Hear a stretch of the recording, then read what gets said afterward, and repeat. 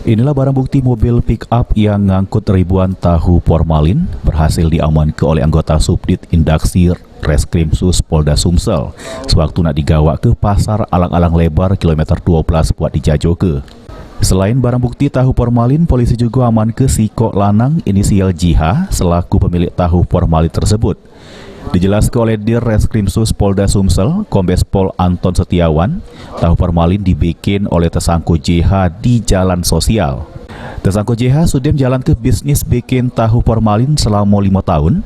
Oleh petugas ini pabrik tahu formalin tersebut ini sudah dipasang garis polisi. Punya satu orang sebagai inisial J bin U sebagai apa, Pak? Sebagai pemilik dan pembuat.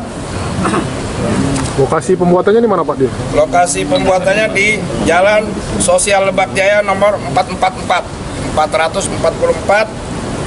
Kelurahan Sukabangun, Kecamatan Sukarame, Palembang. Untuk lokasinya ada apa di polis lain juga atau gimana, Pak? Gimana? Untuk pabriknya apa di polis lain atau bagaimana? Polis lain. Sudah berapa lama, Pak? Kalau penjelasan yang bersangkutan sudah mulai yang bersangkutan membuat tahu 5 tahun.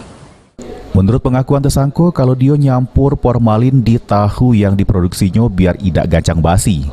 Campuran formalin dewe dilaku ke tersangka sesudem tahu lah jadi.